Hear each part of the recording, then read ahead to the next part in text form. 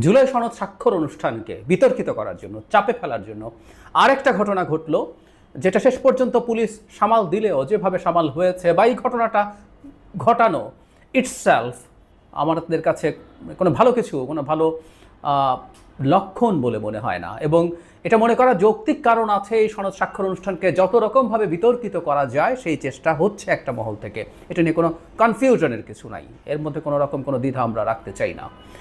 ঘটনাটা হচ্ছে এরকম যে জুলাই যোদ্ধা নামে একটা দল গতকাল রাত থেকে অসন্তোষ প্রকাশ করছিলেন। তারা সংসদ ভবনের সীমানার বাইরে বিক্ষোভ করছিলেন এবং একটা পর্যায়ে তারা আজ বাউন্ডারি পার হয়ে গিয়ে অতিথিদের জন্য রাখা যে সনদ স্বাক্ষর যে অনুষ্ঠান, সেখানে অতিথিদের জন্য রাখা যে আসন, সেখানে বসে পড়েন এবং তারা তাদের দাবি দাওয়া জানাতে থাকেন।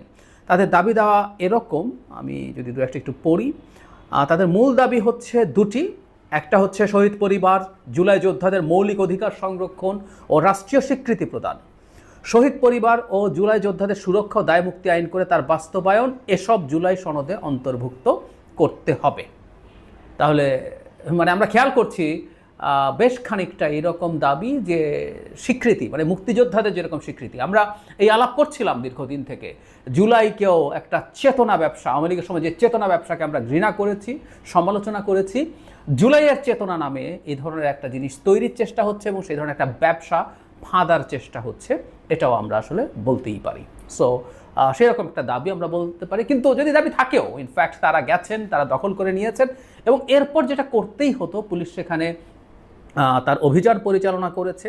সেই অভিযানে যথেষ্ট ওই ঝামেলা হয়েছে বলা যায়। কারণ হলো পুলিশ তাদেরকে ওখান থেকে সরিয়ে দিতে গেলে তাদের অনেকে মঞ্চের দিকে যেতে গেছে, সেখানে পুলিশ বল প্রয়োগ করেছে, পুলিশ লাঠিপেটা করেছে, তাদেরকে ছত্রভঙ্গ করার পর অনেকে বেরিয়ে রাস্তার যানবাহন ভাঙচুর করেছেন।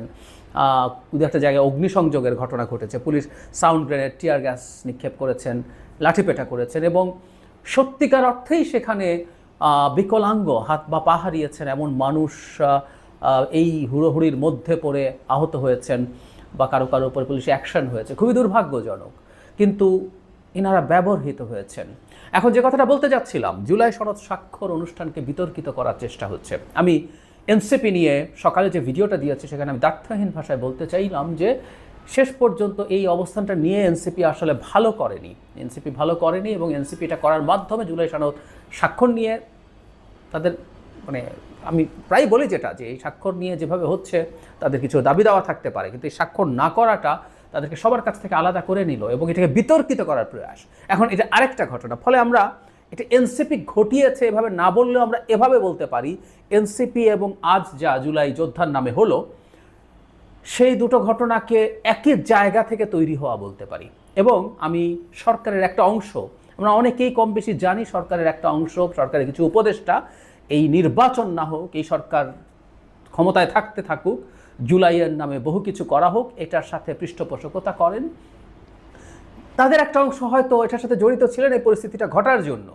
বাইরে যারা ছিলেন, সেখানে যদি যথেষ্ট পরিমাণ পুলিশি প্রহারা থাকতো, তারা হয়তো ভেতরে যেতে পারতেন না এবং ভেতরে গিয়ে তারা যা করেছেন সেটা না করা হলে এই বল প্রয়োগটার প্রয়োজন হতো না। এই বল প্রয়োগটা অবশ্যই করতে হয়েছে, কোনো উপায় ছিল না, কিন্তু এই বল প্রয়োগটা নিশ্চিতভাবেই পজিটিভ কিছু না। যখন সত্যিকার অর্থে অঙ্গ হারানো জুলাইয়ের মুভমেন্টে যারা অংশগ্রহণ করেছেন, এরকম যোদ্ধারা আহত হয়েছেন বা হুড়োহুড়ির মধ্যে পড়ে গেছেন, কষ্ট পেয়েছেন, এটা ভালো লক্ষণ, এটা দেখতে সুন্দর না, এটা খুবই অসুন্দর দেখতে। এবং এই ঘটনাটা ঘটছে এবং আমি মনে করি যে এদেরকে একটা অংশ, একটা মহল ব্যবহার করার চেষ্টা করছেন।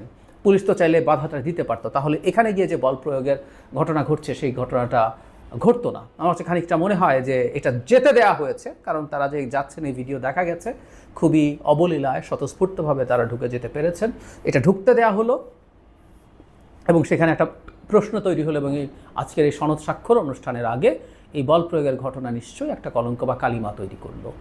আমরা সতর্ক থাকবো, মানে দেশ যতই নির্বাচনের দিকে যেতে থাকবে, কোনো না কোনো ফর্মে ব্যারিয়ার তৈরির চেষ্টা হবে। যেমন এনসিপি, আমি আশা করি এনসিপি আজ না করলেও এনসিপি পরবর্তীতে জুলাই সনদ স্বাক্ষর করবে। কিন্তু যদি স্বাক্ষর নাও করে, জুলাই সনদের সাথে নির্বাচনে কোনো প্রশ্ন নেই, কিন্তু আমরা খেয়াল করছি জুলাই সনদ স্বাক্ষরের সাথে নির্বাচনকে ট্যাগ করার, নির্বাচনকে রিলেট করার এক ধরনের প্রবণতা আছে।